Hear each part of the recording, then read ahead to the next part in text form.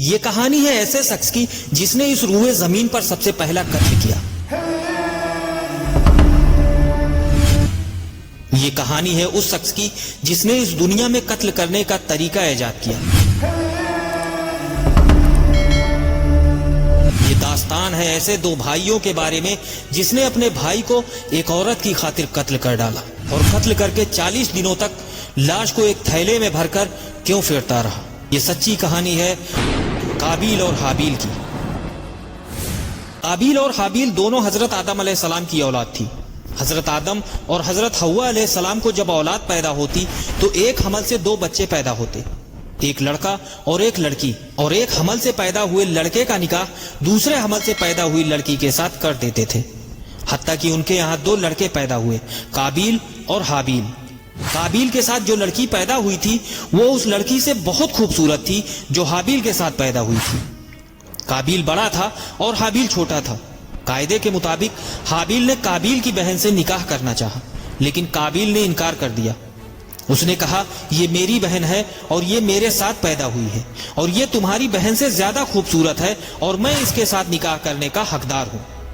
پھر حضرت آدم علیہ السلام نے فرمایا اے میرے بیٹے یہ تمہارے لیے حلال نہیں ہے. قابیل نے آپ کی بات ماننے سے انکار کر دیا. تب آپ علیہ السلام نے فرمایا اے میرے بیٹو تم دونوں قربانی پیش کرو. تم میں سے جس کی قربانی قبول ہو گئی وہ اس کے ساتھ نکاح کا حقدار ہوگا.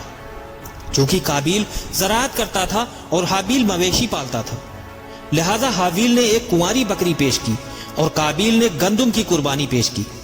پھر اللہ تعالیٰ نے ایک سفید آگ کو بھیجا، اس نے حابیل کی قربانی کو کھا لیا اور قابیل کی قربانی کو ترک کر دیا. یہ دیکھ کر قابیل کو غصہ آ گیا اور حابیل سے کہا تم نے اگر میری بہن سے نکاح کیا تو میں تم کو قتل کر دوں گا. قابیل نے قتل کرنے کا ارادہ بنا لیا تھا، مگر آدم علیہ السلام کے گھر پہ موجود ہونے کی وجہ سے اس جرم کو کرنے کی ہمت نہ کر سکا. جب حضرت آدم علیہ السلام حج کعبہ کے لیے مکہ مکرمہ گئے اور گھر ان سے خالی ہو گیا، ایک دن حابیل بکریاں چرا رہا تھا. قابیل اس کے پاس گیا. حالانکہ قابیل کو قتل کرنے کی ترکیب نہیں آتی تھی، کیونکہ آج دنیا میں پہلا قتل ہو رہا تھا. وہ کبھی حابیل کی گردن مروڑتا تو کبھی بالوں کو کھینچتا. تب شیطان آیا، اس نے کسی جانور کو پکڑا، اس کا سر ایک پتھر پر رکھا، پھر دوسرے پتھر سے اس کا سر کچل دیا، جس سے جانور مر گیا. اور قابیل یہ سب کچھ دیکھ رہا تھا. اب قابیل کو قتل کرنے کی ترکیب معلوم ہو گئی. پھر اس نے ایک بڑا وزنی پتھر حابیل کے سر پر مارا، جس سے حابیل کا سر کچل گیا اور وہ فوت ہو گیا. جب اس نے قتل کر دیا تو فوراً بعد قابیل کا رنگ بالکل سیاہ ہو گیا. اس قتل کے وقت حضرت آدم علیہ السلام کعبۃ اللہ کے حج میں تھے. آپ علیہ السلام نے دیکھا باج درخت خاردار ہو گئے. پہلے کسی درخت میں کانٹے نہ ہوتے تھے اور کچھ درخت کے پھل کھٹے ہو گئے، پہلے سب میٹھے ہوتے تھے. اسی وقت آپ علیہ السلام سمجھ گئے کہ آج کوئی بڑا حادثہ ہوا ہے. جب آدم علیہ السلام گھر واپس آئے تو قابیل سے پوچھا حابیل کہاں ہے؟ وہ بولا میں نہیں جانتا.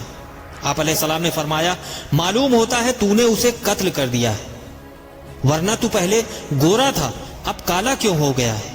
پہلے زمین خون کو ایسے ہی چوس لیتی تھی جیسے آج پانی کو چوس لیتی ہے. آپ کی اس وقت کی دعا سے زمین نے خون چوسنا چھوڑ دیا. قابیل نے حابیل کو قتل تو کر دیا تھا، مگر یہ نہیں پتا تھا کہ اب اس لاش کا کیا کرے، اس لیے یہ لاش ایک تھیلے میں ڈال کر 40 دن اپنے کندھے پر لیے پھرا. تب اللہ تعالیٰ نے تعلیم کے لیے 2 کوے بھیجے. ایک کوے نے دوسرے کو قتل کر کے اپنی چونچ اور پنجوں سے زمین کریت کر ایک گڑھا کیا اور مردہ کوے کو اس میں رکھ کر اوپر سے مٹی ڈال دی. تب قابیل کو مدفن کرنے کا طریقہ آیا اور اس نے اسی طرح سے حابیل کی لاش دفن کی. اس کے بعد قابیل اپنی بہن جو اس کے لیے حرام تھی اسے لے کر عدن بھاگ گیا. وہاں اس کی ساری اولاد حرام کی ہوئی. تفسیر نعیمی میں ہے ایک دن ابلیس نے اس سے کہا اگر تو آگ کی پرستش کرتا ہوتا تو تیری قربانی کو بھی آگ کھا لیتی. حابیل آگ پوچھتا تھا اس لیے آگ نے اس کی قربانی قبول کر لی. قابیل نے یہ سن کر آگ کی پرستش شروع کر دی اور سب سے پہلے آتش پرستی قابیل نے ہی کی. اور قابیل جب بوڑھا ہو گیا تو اس کی اولاد اسے پتھر مارا کرتی تھی.